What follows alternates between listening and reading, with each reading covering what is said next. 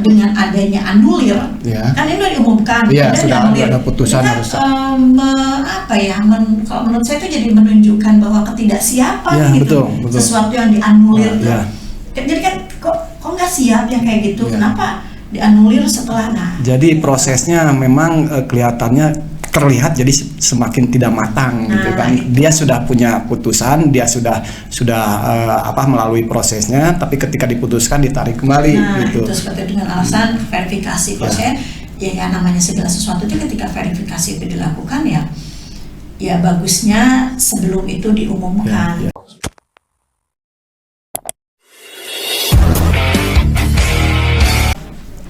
Assalamualaikum warahmatullahi wabarakatuh. Sampurasun. Selamat bergabung dengan Apa Kabar News dan Koran Gala TV dalam obrolan redaksi yang mengangkat berbagai topik peristiwa yang menarik di seputar Bandung Raya. Saya Denny Sahbudin, kali ini ditemani dengan pemimpin redaksi Koran Gala yaitu Ibu Ati. Ya, beliau ini bukan hanya sekedar pemimpin redaksi tapi juga ibu dari karyawan semua nih. Selamat datang Bu Ati. Saya dengar sekarang kan musim PPDB ya Bu ya. Katanya dengar PPDB ini untuk tahun sekarang, bahkan sebelumnya juga itu carut marut katanya Bu ya. Saya ingin tahu carut marut seperti apa sih sebetulnya? Gini Kang Denny, apa yang akan kita bahas hari ini itu sebenarnya sudah diangkat oleh Koran Gala ya. Itu pernah jadi HL tanggal 25 Juni kemarin itu. Iya betul. Jadi terkait dengan pelaksanaan PPDB di Jawa Barat ini karena tingkat SMA ya. SMA itu kan di bawah pengelolaannya di bawah Dinas Pendidikan Jawa Barat. Nah, kemarin itu tanggal 25 Juni Koran Gala ngangkat ini tema HL-nya itu judulnya lagi 31 calon siswa SMA favorit dicoret. Gitu.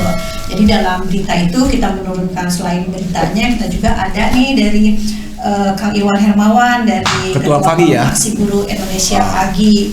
Itu juga beliau memberikan tanggapan. Jadi memang Kang Denny dalam setiap tahun itu pelaksanaan PPDB itu selalu ada catatan.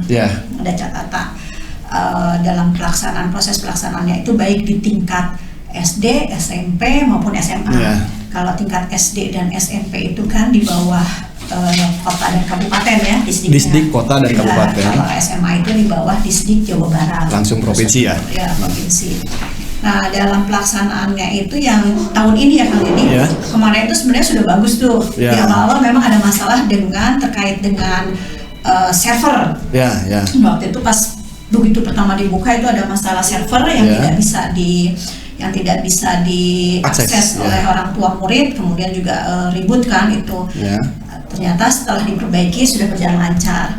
Nah, saya pikir ini PPDB tahun ini aman nih gitu. Catatan-catatan hanya di server itu yang kemudian sudah bisa diatasi oleh Disdik Provinsi Jawa Barat.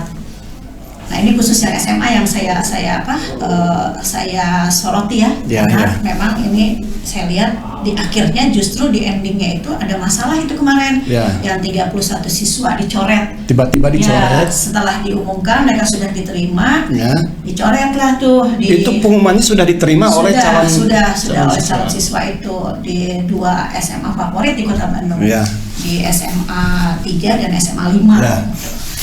Nah, ya memang itu agak menggelitik ya Kang Denny ya. Kok mereka sudah diumumkan kemudian dicoret. Sudah ada putusan mereka udah diterima, tiba-tiba dicoret gitu. Saya sebagai orang tua nih, langsung yang saya pikirkan bukan apa tuh, gimana itu nasib mental anak-anak itu. Pasti. Bayang nggak Kang Denny? Betul. Mental anak-anak itu pasti drop kan.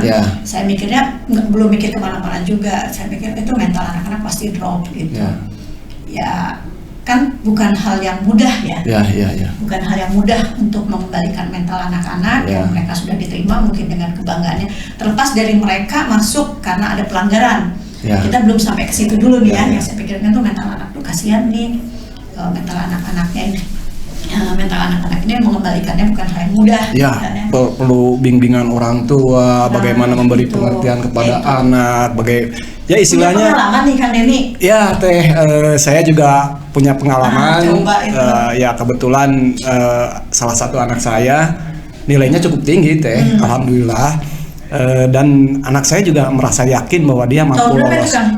Ya udah lama sih pengalamannya, udah 3 tahun yang lalu lah, waktu udah SMA sekarang udah. Ketika dia waktu sekarang di SMA 1 Katapang Teh. Dulu waktu masuk ke salah satu SMP negeri lah favorit di Kabupaten Bandung Bu ya. Itu anak saya nilainya tinggi Teh. Itu nyampe 94 lah. Dan itu rata-rata itu ketika ditanyakan dari pihak operatornya, ditanyakan maksudnya rate terendah itunya berapa kan, kalau misalkan rate terendahnya misalkan 95, berarti anak saya udah kalah bersaing lah. Kalau misalkan kalah bersaing, anak saya dan keluarga juga bisa menerima. Tapi yang jadi masalah justru prestasi ya kan? Nggak apa-apa, itu nggak masalah dan itu bisa diterima karena itu fair. Yang penting transparan ya, anak juga bisa mengerti lah. Tapi kalau tiba-tiba tidak diterima dengan alasan yang tidak jelas melalui jalur prestasi rapot, itu juga membuat anak mentalnya jatuh ya.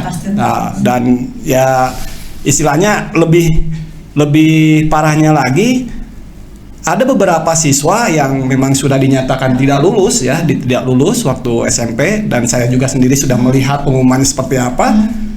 Kenyataannya diterima gitu. Tiba-tiba diterima. Itu yang bikin anak drop.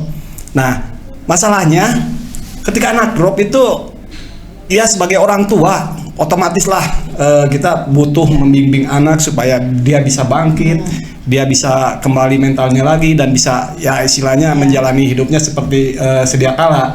Nah ini persoalannya di dunia pendidikan, hal-hal yang ibaratnya ya tidak ada kejujuran, itu saya sangat prihatin sekali Teh. Kebayangkan? Ya masalahnya kan di dunia pendidikan itu harusnya memberikan contoh, tidak hanya untuk siapapun, terutama untuk siswa apalagi gitu. Nah itu yang Kang Denny alami juga kemarin tuh saya pikirkan gitu ya, bagaimana ini. Emang saya ngobrol dengan beberapa teman bilang, ya nggak apa-apa itu supaya anak itu tidak diajarkan hal-hal yang curang. Karena betul, mereka memang menurut sekolah tersebut setelah diverifikasi ternyata anak tersebut melakukan pelanggaran. Saya berpikir kenapa verifikasi dilakukan setelah pengumuman? Harusnya verifikasi dulu baru ada putusan. Verifikasi dilakukan sebelum ada pengumuman. Oh iya Teh, maaf, ini untuk yang 31 orang ini kan dinyatakan ada pelanggaran. Bentuk pelanggarannya seperti apa dan verifikasi proses verifikasi seperti apa gitu? Mereka melanggar zonasi. Oh zonasi. Zonasi. Ya, saya pikir kalau zonasi kan sudah bisa diketahui dari awal. Oh iya betul. Dari awal ketika saringan pertama. Ini ya seharusnya kalaupun melakukan verifikasi bukan setelah pengumuman. Pikir saya waktu itu gitu kan. Kata teman-teman saya tuh nggak apa-apa itu supaya anak itu diajarkan supaya mereka jujur terima pelanggaran. Memang benar. Kejujuran itu harus diajarkan, tapi prosesnya tidak seperti itu. Kalau verifikasi itu sudah dilakukan di awal, mungkin tidak akan terjadi pelanggaran. Kan? Nah ini kan juga memang ada peluang, ada celah, ada celah mereka melakukan pelanggaran. Jadi kemarin juga saya ngobrol juga dengan ketua anggota DPRD Provinsi Jawa Barat, Pak Ali Hasan, juga beliau juga mengatakan iya ya kasihan juga itu nasib anak-anaknya seperti gimana mentalnya tadi kan betul. Bahwa sulit untuk mengembalikan mental anak-anak dan perlu tidak semua ekstra, tidak semua orang tua memiliki kemampuan untuk memberikan pengertian. Nah itu yang dikhawatirkan justru itu. Jadi tidak semua orang tua mampu mendampingi anak yang sedang drop mentalnya. Dan belum tentu juga setiap anak bisa menerima penjelasan itu. Jadi saya ngobrol-ngobrol lagi dengan teman-teman ya kenapa kok enggak masalah zonasi itu zonasi itu sudah menjadi satu ketentuan nasional, tapi kan bukan berarti zonasi itu tidak bisa diperbaiki. Aturannya diperbaiki. Tadi kita ngobrol juga dengan redaktur pelaksana online Koran Gala. Ya kenapa itu zonasi itu bukan menjadi, jadi nggak hanya syarat itu zonasi tok gitu, tapi zonasi plus prestasi plus nilai. Nah kalau itu kan adil. Artinya anak-anak yang dia itu sekolahnya pengen di sekolah favorit, kemudian tapi dia nilainya bagus tapi rumahnya tidak ikut zonasi, Ya, kan ada peluang. Ada peluang Iya, hadir. betul. Sementara anak-anak yang mungkin nilainya tidak bagus tapi Ya. dia rumahnya dekat, Ya. masih ada kesempatan sekolah itu. Pemerataan juga tetap. Ya. Jadi pemerataan itu bukan berarti pemerataan semua anak yang dekat sekolah Ya, itu ya, dia ya. bisa sekolah, tapi Ya. juga pemerataan itu juga bahwa anak-anak yang berprestasi juga bisa sekolah di sekolah betul, favorit. betul. Satu, anak-anak yang berprestasi itu dia kesempatan untuk sekolahnya tetap ada. Ya. Kemudian juga sekolah yang dikatakan sekolah favorit juga akan mendapatkan anak-anak Ya, yang berprestasi, ya, betul, gitu kan. betul. Jadi pemerataan itu menurut saya ya seperti itu gitu ya. Ya. Ngobrol lah dengan teman-teman. Ya mungkin ini juga harus diperbaiki tuh, Ya. zonasinya tuh ya jangan hanya lokasi saja Ya, gitu betul, kan, betul. jangan jaraknya saja, tapi kalau ditambah dengan nilai itu akan lebih fair lagi gitu kan. Apalagi ya sekarang Bu ya banyak akal-akalan juga sih untuk zonasi juga.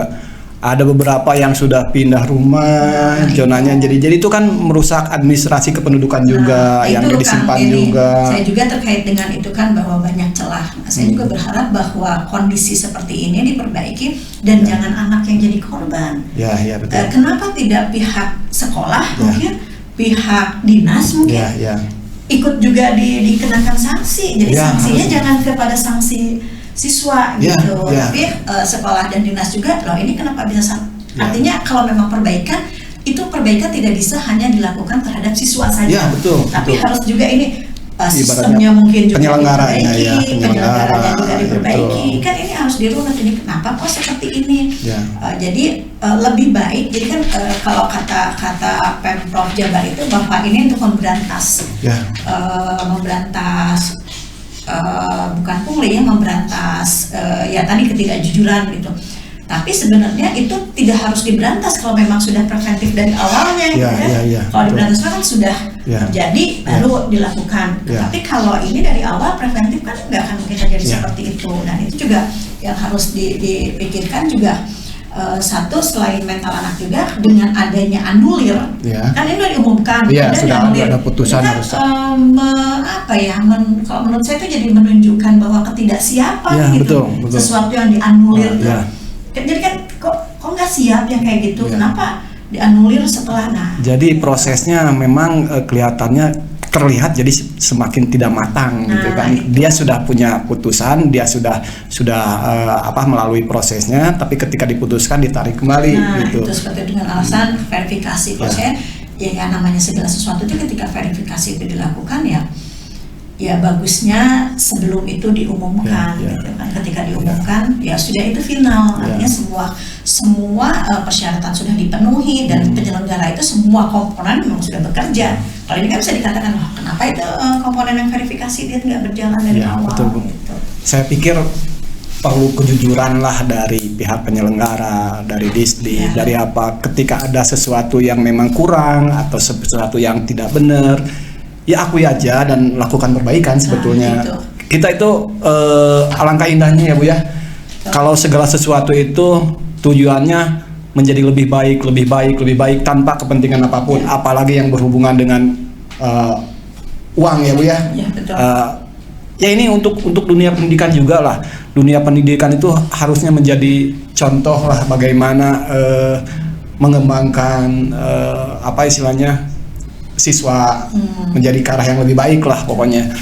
Dan ya saya pernah berpikir Bu ya, setelah kalau dulu itu ada Ebtanas yang sistem pakainya, saya kok dulu merasa jauh lebih baik gitu Bu, lebih transparan. Persyaratannya itu dari NEM aja ya memang NEM juga ada juga ya kelemahan-kelemahannya, tapi dengan sistem NEM itu bisa lebih ya mungkin pelaksanaan penerimaan siswa baru itu bisa lebih bagus. Ya sebenarnya kan kalau seperti gini tuh bukan suatu hal yang tidak mungkin gitu perbaikan itu dilakukan. Itu. Zonasi sudah bagus, zonasi bagus itu dalam hal pemerataan gitu kan, tapi bisa ditinjau lagi pemerataannya seperti bagaimana gitu kan. Kalau saya sih setuju dengan zonasi. Kemarin saya pikir, aduh ini udah bagus nih, tahun ini kayaknya nggak ada masalah. Tapi pelaksanaannya harus sesuai ya Bu dengan apa konsep yang dijalankan tanpa ada penyimpangan. Karena bagaimanapun ketika konsepnya bagus, bagaimanapun itu ketika ada penyimpangan semuanya akan kalau ekstrimnya dibilang hancur sih kalau misalkan tanpa yang maksudnya ada penyelewengan tersebut ya Bu ya. Saya ini berpikir gimana kalau yang dari 31 siswa ini melakukan apa istilahnya bukan perlawanan ya. Mereka minta nih supaya karena mereka dianggap melanggar dan itu dianggap suatu kecurangan. Mereka bisa aja minta semua diverifikasi ulang. Iya, betul. Seperti kata Kang Iwan. Fagi verifikasi ulang, semua sekolah melakukan verifikasi ulang. Pasti mungkin kan malah jadi apa ya? Jadi bermasalah gitu kan. Dan saya pikir begini juga sih Bu, kalau misalkan itu kan sudah dinyatakan diterima, terus dicoret dengan alasan pelanggaran. Sebetulnya kan itu bisa mengadukan ini. Masalah ini karena kan mereka sudah diumumkan, kemudian dianulir nih. Apakah ini ada nggak ini? Apakah masuk ke ombudsman atau gimana nih? Nah, saya melihat ini lagi Bu, malah saya melihat secara tidak langsung mencemarkan nama baik juga Bu. Iya. Harusnya kan ibaratnya kan ini dalam proses pendidikan lah, walaupun pendaftaran walaupun apa. Ketika memang ada pelanggaran ada apa, sebagai bentuk pendidikan juga bagaimana memberikan pengertian. Jadi ini seolah-olah bahwa si eta mah curang. Nah ini yang bikin bukan hanya anak yang mentalnya drop, keluarganya juga jadi dicap melakukan hal-hal yang tidak benar. Nah itu juga sebetulnya harus jadi masalah sebetulnya. Nah makanya saya tadi apakah mereka bisa mengadukan itu? Nah itu harusnya ada sih harusnya Bu. Nama baik, gitu ya kan? Harusnya ada ombudsman. Bisa juga sih sebetulnya. Biasanya kan ombudsman itu memberikan catatan dalam setiap pelaksanaan. Ini ada catatan ini. Tapi saya pikir kalau misalkan pejabat yang berwenang dalam hal ini distrik ya Buddha pimpinan distrik atau apalah yang ketika distrik di misalkan tingkat provinsi bisa kalah sama pejabat distrik tingkat nasional atau itu juga harusnya jadi evaluasi dan mereka harus bagaimana melakukan tindakan yang bisa menyelesaikan masalah ini. Saya pikir itulah jadi yang kita obrolkan saat ini tuh sebenarnya kita dapat dari obrolan juga dengan masyarakat dengan teman-teman gitu kan. Ketika ada gitu ini terjadi segini karena kita kerjanya di media nih kan mata telinga harus jalan betul. Jadi kita dari obrolan itu saya ini tampaknya ada sesuatu ada yang harus diperbaiki dari sistem PPDB ini ya. Apalagi bukan hal yang memalukan sih apalagi tadi kan yang Kang Denny katakan bahwa dianulirnya itu bukan hanya sekadar mental si anak itu yang harus kita perhatikan tapi juga ada pencemaran nama baik betul.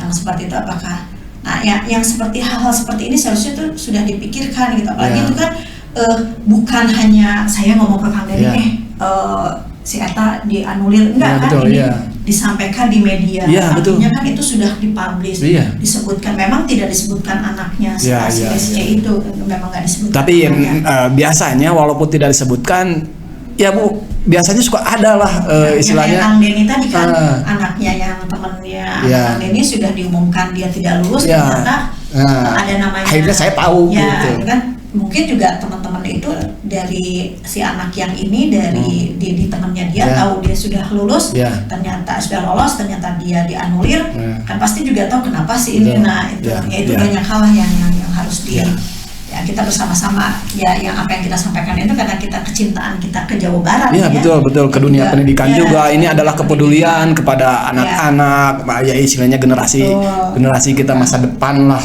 jadi mudah-mudahan kita berharap sih setiap PPDB bukan hal yang memalukan kalau dalam setiap pelaksanaan itu ada evaluasi. Yang memalukan itu ketika evaluasi itu tidak dilaksanakan itu. Karena evaluasi itu kan tujuannya untuk perbaikan Ketika ada masukan dari masyarakat atau dari organisasi yang peduli terhadap pendidikan itu sebagai bahan masukan dan kalau memang bisa dilaksanakan kenapa enggak gitu kan. Betul. Itu Kang Denny. Saya pikir ini kan untuk PPDB itu suatu yang rutin ya Bu setiap tahun melibatkan anak-anak, melibatkan orang tua. Mudah-mudahan kedepannya ada evaluasi yang bisa membuat sistem penerimaan siswa baru, pendaftaran peserta didik baru ya bisa menjadi lebih baik lah. Ini harapan semua ya, harapan orang-orang yang memang mencintai lah dunia pendidikan. Nah itu ya Bu. Demikian rekan-rekan, sahabat yang sudah bergabung, terima kasih. Sampai cukup sampai sekian obrolan redaksi kali ini yang mengangkat tentang PPDB. Mudah-mudahan kedepannya akan lebih baik. Dan kita bisa melihat siswa-siswa kita menjadi calon-calon pemimpin yang tangguh untuk Indonesia, Ibu ya. Terima kasih Kak Denny. Assalamualaikum warahmatullahi wabarakatuh. Waalaikumsalam warahmatullahi wabarakatuh.